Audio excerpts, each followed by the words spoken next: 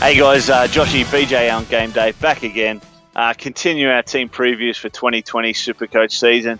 We're up to 6th spot for 2019 and the Manly Warringah Sea Eagles. Solid season last year for Manly. Obviously disrupted very heavily by injuries, specifically to their superstar in Tom Trbojevic. And no doubt they can bounce back this season. Had a good fill in there last year with Brendan Elliott. Has had plenty of time at Newcastle and Gold Coast and things like that. So he did quite well. But really looking forward to seeing what Manly can do this season. A few injuries again to start the season. Blokes like Adam Fanua-Blake, Jake Trbojevic, very unlikely for the first couple of rounds. So we'll just see how they go. But jumping over to the team now. Look, fairly straightforward with the team. You'll see, obviously, Trbojevic starting in that number 1 spot.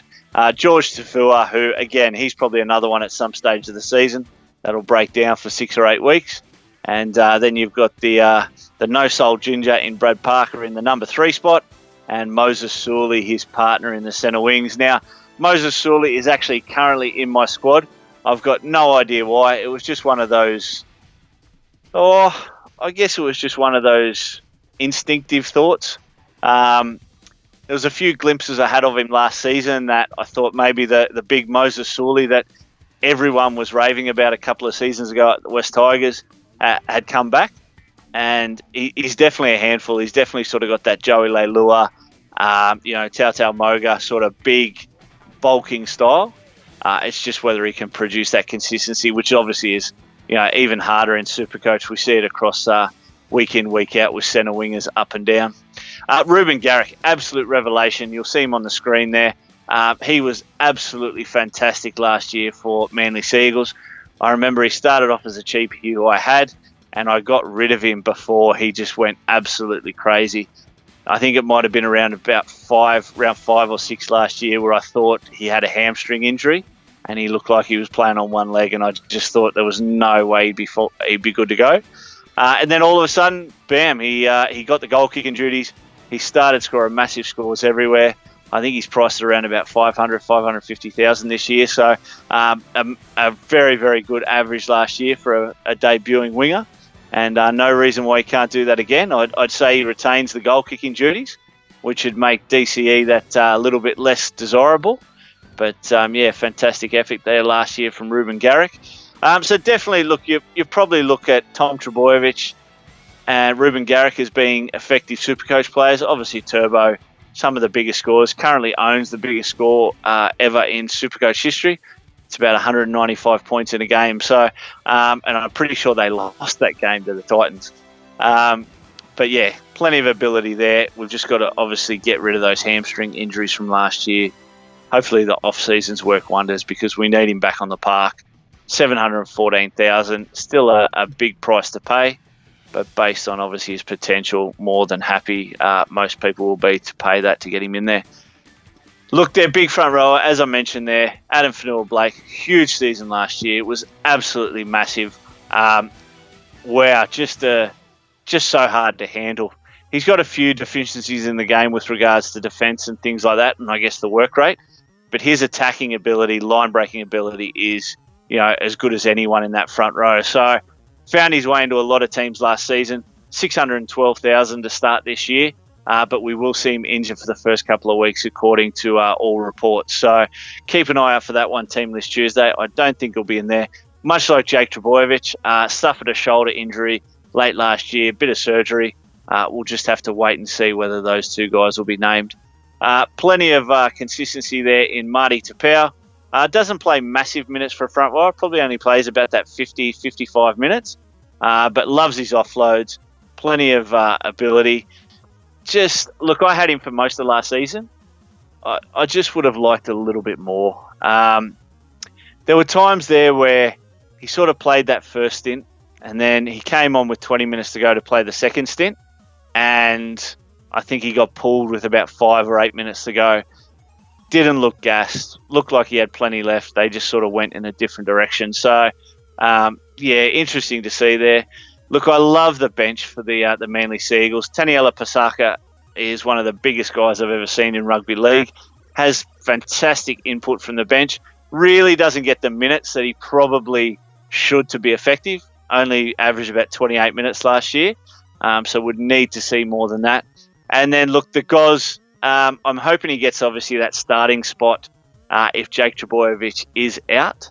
Corey Waddell may be going to push in front of him. So Jack Gachevsky's at 300,000. Corey Waddell's at 370. Both great young players. I can see both of them easily having a spot in Supercoach teams. They just need to take that next step up and, I guess, not so much start to perform a little bit better, but, a little bit of the level they can do more often. Look, just running through the others, you'll see on the bench there, a lot of people have the likes of Albert Hopewadi in their back row, in their centre backs, purely because of how cheap he is and the hype around him. Coming off another ACL injury, we may see him at some stage this year. Brendan Elliott's there. We mentioned him. Great young player. Lachlan Croker, $200,000. Whether Dylan Walker works out, whether they move him back to the centres if Parker or Sully lose form and Croker comes in or Cade Cuss comes in, we'll just have to wait and see. One guy that's not on the list, nowhere to be seen, is the third Trbojevic, Benny Trbojevic. Now, I'm not too sure why people have got this guy in their teams in Supercoach. He's not even in the top 30 squad. He will not play. His ownership is at like 30% or something like that. So anyone watching at home, if you're getting this, take him out.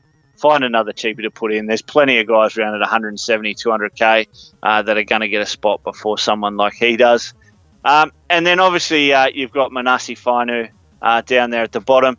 Danny Levi, they've recently signed after the troubles with Fainu on the off-season. We'll just have to wait for the court system to run through that because Manasi's been one of the most, naturally gifted performers we've seen in the number 9 spot in the last couple of seasons. Hasn't played big minutes, and this year was thought to be the chance that he'd get, obviously with Manly releasing Api Coruscant. But unfortunately, the church incident and a stabbing, I guess you could say, we'll have to wait and see what the courts say about that. So, guys, look, that's the Manly Sea Eagles. Let's have a quick look at their draw. I've got no idea who they play, mate, so you'll have to change it before I can start talking about this. All right, so the Storm first up. It's a little bit of a tough one. Storm and then the Roosters. Gets a little bit even. What's that? Mate, really good game. Really good game. They always play fantastic games against each other. A lot of history going back to sort of 2009, 2011, those grand finals. So always play some fantastic games, really close ones.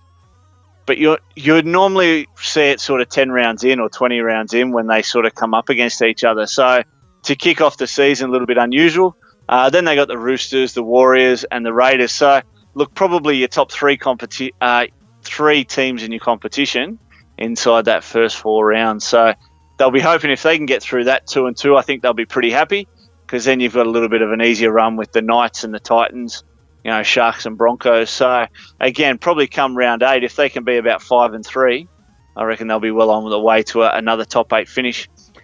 Guys, just remember the Bijan Game Day group code. We mention it every week, 218-667. I think we're up to about 100 or just over 100 in the group now, so that's fantastic, guys. Thank you very much. We do appreciate it. It's awesome to see so many people following us. Hopefully you guys enjoy the videos. We're going to come up with a few. I guess by now, the big one to announce would be the team reveal. The team reveal for me and Brent will be coming up. We will do the video on the team list Tuesday night.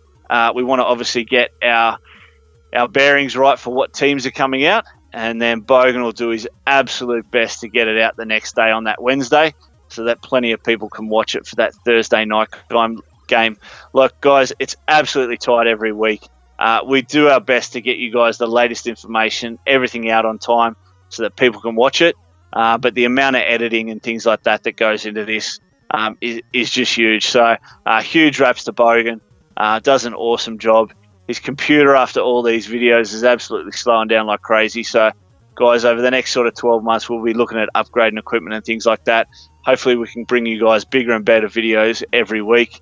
And you guys would absolutely love that, I'm sure. So that's it, guys. Next episode, I've actually got no idea who finished 5th last year, so I'll have to look at the ladder again. Parramatta Eels, there you go. So Parramatta Eels next episode, and we'll check them out. Probably the easiest draw out of anyone in the first 8 weeks. So Mitch Moses could have an absolute joy of a time. He's my starting halfback in Supercoach. We'll catch you all next episode, guys. Cheers. Hey guys, Joshy here. Thanks very much for joining us for another episode of BJ on Game Day. Make sure to hit that like button, subscribe, hit the bell on YouTube for all your notifications. If you do want to follow us on Facebook, you can find us there at BJ on Game Day, and on Twitter we're at BJ on Game Day as well. So guys, we'd really like your support with that. Follow us so we can know you guys are enjoying the content. Thanks very much.